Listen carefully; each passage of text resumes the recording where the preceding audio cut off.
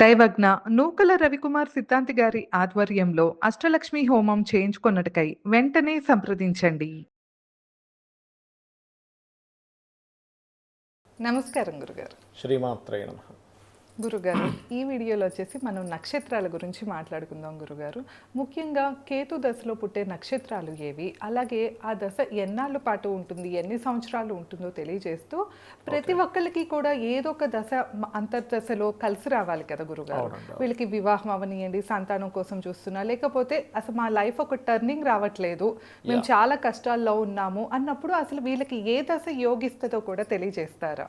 తప్పకుండా ఆ దశ ఏ వయసులో వస్తుందో కూడా చెప్పండి గురుగారు. తప్పకుండా అండి. దశ యోగించడం అనేటువంటిది డిపెండ్ ఆన్ లగ్న. దశ స్టార్ట్ అవడం అనేది డిపెండ్ ఆన్ నక్షత్ర. ఓకే. ఇప్పుడు మక, మూల, అశ్విని మక మూల నక్షత్రాల్లో ఎవరు పుట్టినా కేతు మహర్దశలో జన్మిస్తారు. ఇప్పుడు కేతు దశ అంటే చిన్నప్పుడు ఒక 7 years ఉంటుంది. ఫస్ట్ పాదంలో పుడితే, సెకండ్ పాదంలో పుడితే ఒక 5 years, థర్డ్ పాదంలో పుడితే ఒక 3.5, ఫోర్త్ పాదంలో పుడితే ఒక 1.5, 2 years అట్లా ఉంటుంది. ఇప్పుడు ఎవరైనా చిన్నప్పుడు కేతు దశలో పుట్టారంటే బాల్యంలో అయిపోతుంది అది దశ. ఓకే. యవనంలో వరకే ఉండదు. చిన్న దశ 7 years దశ, స్టార్టింగ్ పాదంలో పుట్టినా కూడా. ఓకే, 7 years ఉంటుంది.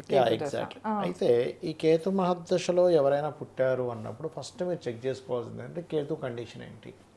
కేతు కండిషన్ చాలా బాగుంది అంటే వీళ్ళు చిన్నప్పటి నుంచి ఆధ్యాత్మికం వైపు, అంటే ఎలా అంటే చిన్నప్పుడు చూడండి, మనం ఇంట్లో ఏదైనా ఒక పూజది చేసేటప్పుడు ఆ పిల్లలు వచ్చేసి కూర్చొని వాళ్ళు కూడా ఏదో పుష్పాలు వేస్తుంటారు, వాళ్ళు అందిస్తుంటారు, వాళ్ళు దండం పెట్టేసుకుంటారు, వాళ్ళు ప్రదక్షిణం చేస్తుంటారు. అరే ఏంటి ఇంత బలి చేస్తున్నారో అనిపిస్తుంది. బికాజ్ ఆఫ్ కేతు జూపిటర్తో కలిసినప్పుడు ఆ రకంగా రిజల్ట్ ఇస్తాడు. అంటే వాళ్ళకి బాల్యంలోనే దైవభక్తి ఎక్కువగా ఉంటుంది. ఎగ్జాక్ట్లీ. ఇంకోటి ఏంటి, కేతు ఎప్పుడు కూడా ఈ పెస్టిసైడ్స్కి, ఈ ఇన్సెక్ట్స్కి, వీటికి కారకుడు. పాడయ్యాడు అనుకోండి, ఓకే, ఇన్సెక్ట్స్ కరవడం వల్ల ఇబ్బంది వస్తూ ఉంటుంది వారికి. చిన్నప్పుడు బాగున్నది అనుకోండి, వాళ్ళకి ఆధ్యాత్మికంగా బాగా కలిసి వస్తూ ఉంటుంది, స్పిరిచువల్గా బాగా కలిసి రావడం, చిన్నప్పుడే బాగా జ్ఞానవంతులే ఉండడం. కేతు జ్ఞానానికి కారకుడు, అందుకని మంచి జ్ఞానవంతులే ఉండడం. ఎప్పటి వరకు ఆ దశ ఉన్న వరకే. అలా కాదు, ఆ దశ అలాంటి క్లియర్గా ఆ కేతు వచ్చే లగ్నానికి సంబంధం కలిగి ఉంది, జూపిటర్ లగ్నంలో పుట్టారు, ధనుసు లగ్నం కానీ మీన లగ్నంలో కానీ జన్మించారు, లేదా రవి లగ్నాలు, చంద్ర లగ్నాలు అయినటువంటి కర్కాటక, సింహ లగ్నాల్లో జన్మించాడు, లగ్నంలో కేతు ఉన్నాడు, ప్లస్ మంచి పొజిషన్లో ఉన్నాడు, శుభగ్రహంతో కలిసి ఉన్నాడు అన్నప్పుడు వాళ్ళు మంచి జ్ఞానవంతులు అవుతారు. పుట్టుకతోనే జ్ఞానవంతులు అనేది కేతు దశతో స్టార్ట్ అవుద్ది వాళ్ళకి. అలా కాదు, ఏ శాటన్తోనే కలిసి ఉన్నది అన్నప్పుడు వాళ్ళకి ఏమవుతుంది అంటే నడక లేట్ అవుతుంది వాళ్ళకి. కొంతమంది నడవరు అసలు. బంగారం కూడా 1 year దాకా బంగారు. ఏమిటిది అంటే మూమెంట్ అనమాట. కేతు అంటే ఏంటంటే స్ట్రక్కింగ్ యోగాన్ని ఇస్తుంది మీకు అన్నప్పుడు వాళ్ళు నడవలేరు. అప్పుడు ఏం చేయాలి, వాళ్ళకి కేతువుకి సంబంధించిన దానం ఇవ్వాలి. సమ్ టైమ్స్ ఏమవుతుందంటే కేతు 2వ స్థాన సంబంధంగా ఉంటూ జన్మ ఎత్తినప్పుడు వాళ్ళు చిన్నప్పుడే చూడండి ఒకసారి కుటుంబంతో దూరంగా వెళ్తారు, అమ్మమ్మ ఇంటి దగ్గర, నాన్నమ్మ ఇంటి దగ్గర బ్రతుకుతారు. అంటే ఏంటి, Ketu is separation, Ketu is ఆధ్యాత్మికత, కేతు ఈజ్ ది జ్ఞానము, ఇలాంటివన్నీ ఇచ్చేది కేతు. అందుకని ఈ రకమైనటువంటి ఇస్తూ ఉంటుంది. శుక్రదశ వస్తుంది. కేతు దశ అయిపోగానే శుక్రదశ వస్తుంది. శుక్రుడు యోగించితే గనక వాళ్ళకి చిన్న వయసులోనే, కొంతమంది చూడండి చిన్న వయసులోనే చైల్డ్ ఆర్టిస్టులు అవుతూ ఉంటారు. అవును, చైల్డ్ ఆర్టిస్టులు అవ్వడము, చిన్న వయసులోనే సంపాదించడము, లేదా ఒక్కొక్కసారి శుక్రుడు కనుక చాలా బాగుంటే కనుక వీళ్ళకి శుక్రదశ స్టార్ట్ అవ్వగానే కుటుంబానికి బాగుందనగానే ఇంట్లో కుటుంబ సభ్యులకి ఫైనాన్షియల్గా గ్రోత్ పెరుగుతుంది. ఓకే, వీళ్ళకి పిల్లలకి ఆ దశలో ఉన్నప్పుడు అంటే ఎలా అంటే ఒక్కొక్కసారి కొంతమంది జాతకాలు అంతగా యోగించినప్పటికీ వాళ్ళ పర్సనల్ చార్ట్స్లో కనుక సంతానం కలిగినప్పటి నుంచే మీకు గ్రోత్ ఉంది అంటే వాళ్ళ సంతానం పుట్టినప్పటి నుంచి వీళ్ళకి దశ కలిసి వస్తుంది, వాళ్ళకి కలిసి వస్తుంది. అంటే ఎన్నేళ్ళ పాటు ఉంటుంది గురుగారు శుక్రదశ? 20 years ఉంటుంది. 20 years ఒక్క రోజులో అయిపోతుంది. 20 years ఉంటుంది శుక్రదశ. ఓకే, సో ఆ 20 years వీళ్ళకి యోగిస్తే కనుక చాలా బాగుంటుంది. ఇక్కడ ఏంటంటే అవయోగాలు కూడా ఉంటాయి. ఉంటాయి చెప్తాను. ఇప్పుడు శుక్రుడు పాడయ్యాడు అనుకోండి, దట్ ఈస్ అవయోగ. శుక్రుడు బాగుంటే యోగా. సింపుల్. పాడవడం అంటే ఏం లేదు. ఇప్పుడు ఎవరైనా ఉన్నారు, జ్వరం వచ్చింది, వీక్ అయిపోయాం, ఏ పని చేయలేం, ఇంట్లో పడుకుంటాం, నిద్రపోతాం చక్కగా. అలా కాదు, యాక్టివ్గా ఉన్నాం, అన్ని పనులు చేసుకుంటాం, సినిమాకి వెళ్ళగలుగుతాడు, ఏదైనా చేయగలుగుతాడు, ఏ పనైనా చేయగలుగుతాడు, జాబ్కి వెళ్ళగలుగుతాడు.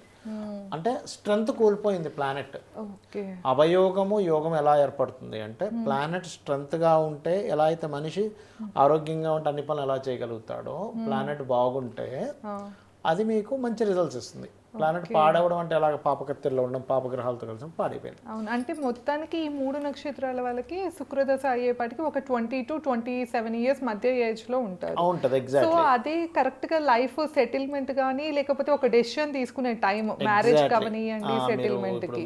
మంచి ప్రశ్న వేశారు. ఎందుకంటే ఈ శుక్రుడు పాడయ్యాడు అనుకోండి, చిన్న వయసులోనే చదువు పక్కన పెట్టేసి వేరే వేరే అలవాట్లనే అవుతాయి. ఓకే. శుక్రుడు బాగున్నాడు అనుకోండి, వీళ్ళకి చాలా ఎర్లీగా జాబ్ వస్తుంది. అంటే కొంతమంది అంటుంటారు సార్ 20 ఏళ్ళకల్లా మంచి గవర్నమెంట్ జాబ్ వచ్చేసింది, సెటిల్ అయిపోయారు, 22 ఏళ్ళకల్లా ఉద్యోగం మన వివాహం అయిపోయింది అంటుంటారు. అవును.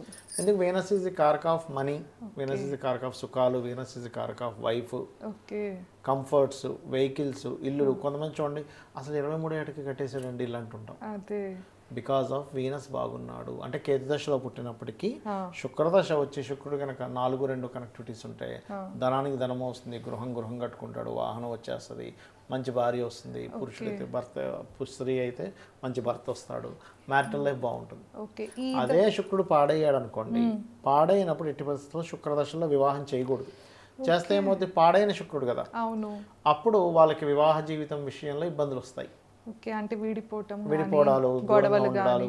ఎర్లీగా అయింది కానీ దూరం అయిపోయారండి అంటారు, బికాస్ ఆఫ్ అది. ఓకే. సో అంటే శుక్రుడు అంతా కంఫర్ట్స్, మనీ ఇలాంటిది ఇచ్చేదన్నమాట. ఓకే. ఒకవేళ శుక్రదశల్లో పుట్టాలి ఎవరైనా అంటే వాళ్ళు ఈ నక్షత్రాల్లో పుడతారు, భరణి, పుబ్బ, పూర్వాషాఢ. ఓకే అట్లా అన్నమాట. గురుగారు, ఓకే, ఇప్పుడు శుక్ర మహాదశ అయిపోయింది, నెక్స్ట్ ఏ దశ వస్తుంది? రవి దశ వస్తుంది. వీళ్ళకి జనరల్ గా యోగించే దశ అంటూ ఏదో యోగించే దశ డిపెండ్ ఆన్ లగ్నం అండి. ఓకే. ఈ నక్షత్రంలో పుట్టిన వాళ్ళకి ఈ దశ యోగిస్తుందని ఎక్కడ ఉండదు, చెప్పలేము. ఓకే. అసలు ఉండదు, అది రూలే కాదు. నక్షత్రం బట్టి దశల సిరీస్ వస్తుంది. ఓకే. యోగిస్తుందా అవయోగం ఉందా అనేటువంటిది లగ్నాన్ని బట్టి డిసైడ్ అవుతుంది, డిపెండ్ అయ్యి ఉంటుంది.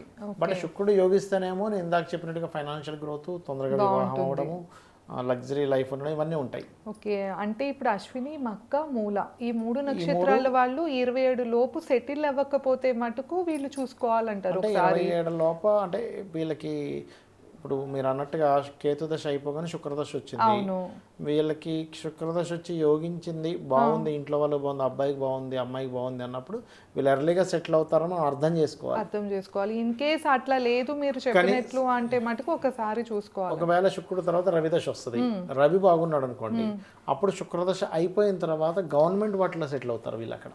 ఓహో, ఓకే.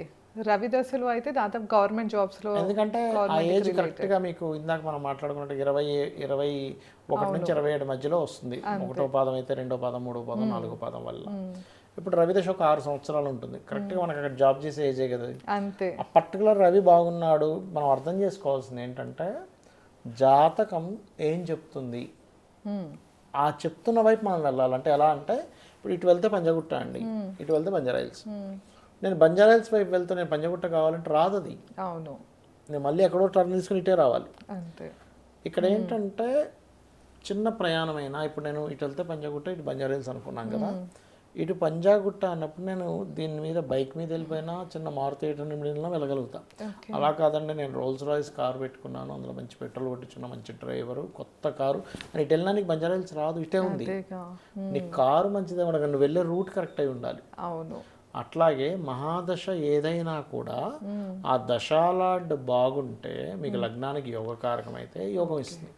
ఇప్పుడు రవి దశ, రవి గవర్నమెంట్ జాబ్ ఇచ్చే దాంట్లో ఉన్నాడు, కానీ వీళ్ళు మఖా నక్షత్రంలోనూ, మూలంలోనూ, లేకపోతే మన అశ్వినిలోనూ పుట్టారు.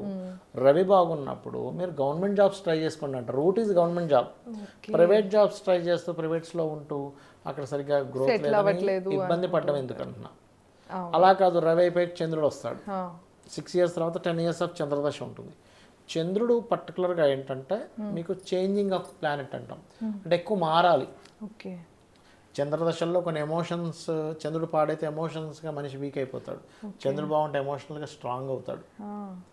మారడం వల్ల బాగుంటుంది. చంద్రుడు పాడేయడం మారడం వల్ల ఇబ్బంది వస్తుంది. అంటే మంచి జాబ్ ఉంది కానీ ఇదంతా జాబ్ ఏజ్ కదండి, ఇదంతా కూడా అవును మక నక్షత్రంలో పుట్టామంటే మంచి జాబ్ ఉంది, ఎవరో ఏదో మాట్లాడి ఇది మానేసి ఇంకో దగ్గరికి వెళ్తాడు, అక్కడ ఉండదు ఇక్కడ ఉండదు. అదే సో మారడం వల్ల నీకు బెనిఫిట్ ఇస్తుందా బెనిఫిట్ ఇవ్వదా అనేది చెప్తుంది. ఓకే మీకు చంద్రదశ వచ్చిందంటే చాలా పీస్ఫుల్గా ఉందంటే చంద్రదశ బాగుందని అర్థం. రవిదశ వచ్చిందంటే నాకు మంచి పేరు ప్రఖ్యాతులు వస్తున్నాయి, బాస్తో బాగుంటుంది అంటే రవిదశ బాగుందని అర్థం. అంటే ఒక దశ బాగుందా లేదా అనేది అది ఇచ్చే సిమ్టమ్ బట్టి అర్థమైపోతూ ఉంటుంది. ఓకే సో అంటే మనం వివాహం చేస్తున్నా లేకపోతే ప్లేస్ మారుతున్నా జాబ్ మారుతున్నా ఏదైనా కూడా ఒకసారి దశలు అంతర్దశలు చెక్ చేసుకోవాలంటారు.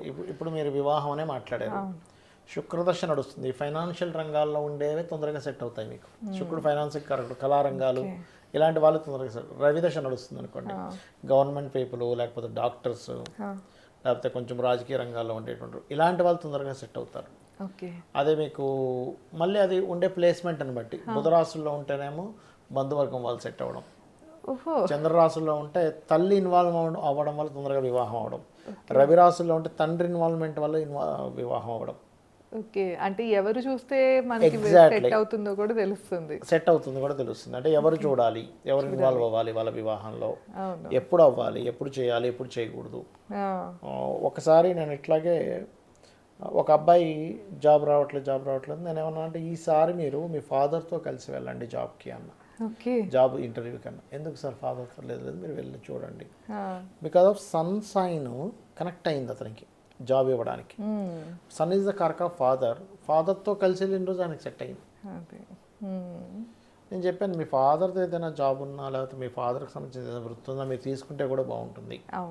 అంటే ఇక్కడ ఎలా ఉంటుందంటే ఎవరి ద్వారా అది వస్తే బాగుంటుంది, ఎవరు వెళ్తే బాగుంటుంది అనేది ఒక లెక్క ఉంటుంది ఆస్ట్రాలజీ. అంతే అవును గురుగారు. ఎందుకంటే యాక్చువల్గా నాకు పెళ్ళి అని మా అన్నయ్యకి చూస్తున్నప్పుడు కూడా నాది చిన్న టాక్ వస్తే ఆయన జస్ట్ నేను ఎవరో కూడా తెలియదు, జస్ట్ ఆస్ట్రాలజీ ప్రకారంగా ఆయన చెప్పారనమాట ఎక్కడో ఊర్లో ఎప్పుడో. అంటే పలానా అంటే ఇప్పుడు మనకి యుఎస్ వచ్చేసి ఎటు డైరెక్షన్ లో అలాగా చెప్పి ఆ డైరెక్షన్ లో ఉన్న మీ బంధువులు ఉన్నారా అని మా నాన్ననే చూపించి మీ బంధువుల ద్వారానే అవుతుంది అని చెప్పారు, వస్తుంది మ్యాచ్ అని చెప్పి. అట్లానే ఎగ్జాక్ట్ అయింది. అసలు అప్పటిదాకా అసలు ఆస్ట్రాలజీ అంత నమ్మకం కూడా లేదు. అలాగే ఏంటంటే ఒక్కొక్క దశ లాంటి యొక్క తత్వం ఏంటి దాన్ని బట్టి వెళ్ళాలి, సరిపోతుంది. తప్పకుండా డిపెండ్ ఆన్ లగ్నం బట్టి మీకు దశ యోగిస్తుందో లేదో డిసైడ్. ఏ దశ మనకి యోగిస్తుందో అది యోగిస్తుందా అవి యోగిస్తుందా కూడా తెలుస్తాయి. ఇక్కడ ఏంటంటే ఒకటి లగ్నం బట్టి, రెండోది మీరు చేసే పని బట్టి. ఓకే అంటే ఎగ్జాంపుల్ ఒక వ్యక్తికి మెడికల్లో ధనయోగం ఉంది, ఆయన వెళ్ళి రియల్ ఎస్టేట్ చేసుకుంటాను, హోటల్స్ పెట్టుకుంటాను, లేకపోతే ఇంకోటి సినిమాలకు వెళ్తాను అంటే రాదు అంటాను నేను. ఇందులో ధనయోగం ఉన్నప్పుడు ఇందులో ఇదే వస్తుంది. అంటే మామిడి టెంక నాటినప్పుడు మామిడి చెట్టే వస్తుంది కానీ చింత చెట్టు లేకపోతే ఇంకో చెట్టు ములంకాడి చెట్టు రాదు కదా అంట. అవును ఓకే అంటే దశ బాగున్నా మనకి ఏది సెట్ అవుతుంది దేని వల్ల ధనయోగం అందులోకి వెళ్ళాలి, అందులోకి వెళ్తేనే ధనయోగం వస్తుంది. అది అయితే ఆస్ట్రాలజీ అనేది మన సెటిల్మెంట్ దగ్గరకు వచ్చే మటుకు ఒక్కసారి తప్పకుండా చూసుకోవాల్సిందే. ఏ రంగంలో మనం రాణిస్తామో ఆ విషయాలు అయితే తెలుసుకోవాల్సిందే తప్పకుండా గురుగారు. సో విన్నారు కదండి, గురుగారు అయితే దశల గురించి అలానే నక్షత్రాల గురించి చాలా క్లియర్గా తెలియజేశారు. ఎవరైనా ఒక్కసారి మీ పర్సనల్ చార్ట్ చూపించుకోవాలి అంటే కనుక స్క్రీన్ పైన స్క్రోల్ అయ్యే నెంబర్కి తప్పకుండా కాంటాక్ట్ అవ్వండి. ధన్యవాదాలు. నమస్కారం.